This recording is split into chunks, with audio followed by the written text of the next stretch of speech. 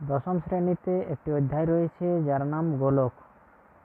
তো এখানে গোলক মানে তো সবাই আমাদের জানা যে গোলাকার যে কোনো বস্তু সেগুলো হয় গোলক।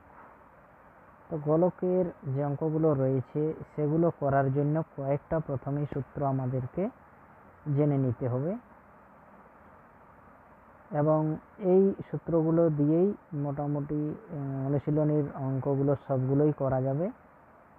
1 নম্বরে রয়েছে গোলকের সমগ্রতলের ক্ষেত্রফল।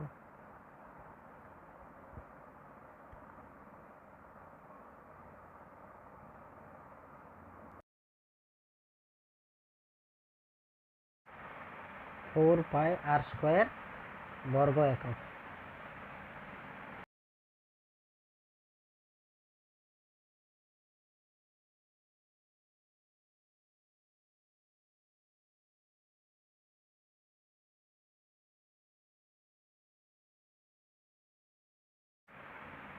দু নম্বরে রয়েছে গোলকের আয়তন।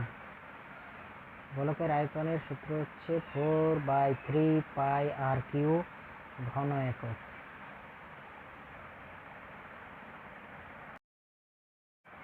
এবং এর পরেই 3 নম্বরে যেটা রয়েছে সেটা গোলকের অর্ধগোলকের অর্ধগোলক অর্থাৎ একটি গোলকের হাফ। একটি গোলককে মাঝ বরাবর যদি ভাগ করে দেওয়া হয় তাহলে তার অর্ধগোলকের বক্রতল অর্থাৎ তার উপরের তলের ক্ষেত্রফল 2 পাই আর স্কোয়ার বর্গ একক।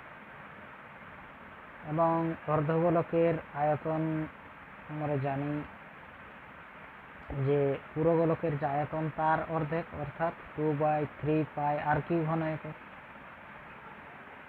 এবং এরপরে অর্ধগোলকটা যদি নিরেট হয় অর্থাৎ তার মধ্যে ফাঁপা না থাকে, নিরেট যদি হয় তাহলে নিরেট অর্ধগোলকের সমগ্র তলের ক্ষেত্রফল একটা সূত্র আমাদের জানতে হবে যে সমগ্র তলের ক্ষেত্রফলের সূত্রটা হয় 3 পাই আর স্কোয়ার বর্গ একক, অর্থাৎ যেটা তার উপরিতল এবং তার যেটা সমতলটি সেটির ক্ষেত্রফল।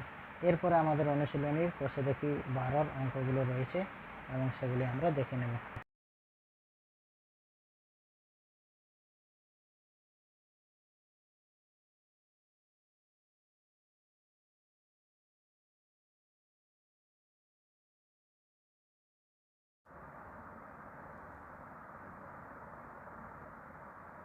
প্রথমের অঙ্কটা দেখে নেব। প্রথমের অঙ্কটাতে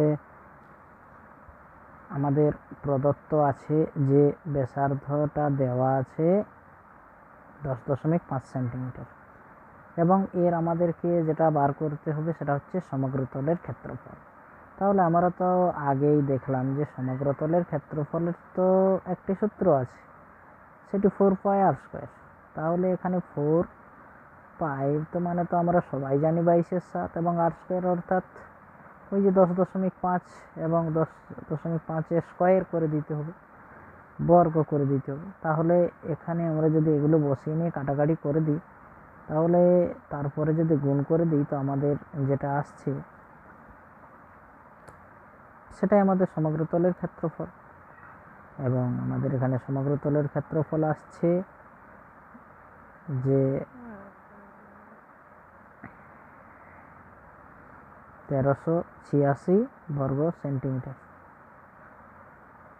এবং 2 নম্বরে যে অঙ্কটা রয়েছে যে একটি চামড়ার বল তৈরি করতে 17.50 টাকা হিসেবে 431.20 টাকা লেগেছে, অর্থাৎ 1 বর্গ সেন্টিমিটারে লাগে 17.50 টাকা।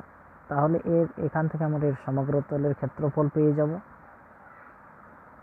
মোট টাকাটি দিয়ে 1 বর্গ সেন্টিমিটারে যত টাকা লেগেছে সেটা দিয়ে ভাগ করে দিই যদি, তাহলে আমরা সমগ্র তলের ক্ষেত্রফলটা পেয়ে যাব।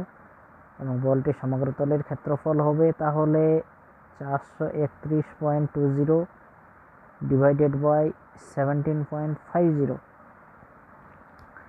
এটা করলে আসছে আমাদের 24.64 বর্গ সেন্টিমিটার। এখন আমরা যদি ধরে নিই বলটির ব্যাসার্ধ সমান আর, তাহলে আমরা এখান থেকে সমগ্রতলের যে ক্ষেত্রফলের সূত্র সেটা কি 4πr²। তাহলে শর্তানুসারে 4πr² সমান 24.64। এখানে আমরা যদি সমাধান করি তাহলে 4 এই দিকে চলে সমানের এপারে আলে ভাগ, আবার যদি পাইটা চলে আসে এপারে তাহলেও পাইটা ভাগ হয়ে যাবে, অর্থাৎ 7/22 হয়ে যাবে। এবং এখান থেকে আমাদের r² সমান আসছে 1.96, অর্থাৎ আর তার বর্গমূল করে আর এর মান পেয়ে যাচ্ছি আমরা 1.4। এবং কিন্তু এখানে আমাদের ব্যাসার্ধটা পেলাম 1.4, আমাদের বলেছে বেস কত। তাহলে বেস কত হবে না, ব্যাসার্ধের দ্বিগুণ বেস হয়, ব্যাসার্ধের দ্বিগুণ বেস। তাহলে বেস সমান 2 × 2.4,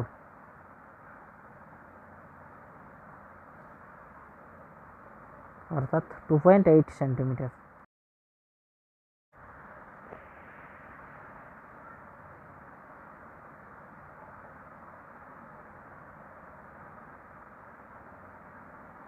এক 2 হয়ে গেল। এরপর 3-এ আমাদের একটি অঙ্ক রয়েছে, যার স্কুলে শর্টপাট খেলার বলের বেসের দৈর্ঘ্য দেওয়া আছে 7 সেন্টিমিটার এবং তার মধ্যে কতটা লোহা আছে, অর্থাৎ তার আয়তনটি আমাদেরকে বের করে নিতে হবে। তাহলে এখানে দেওয়া আছে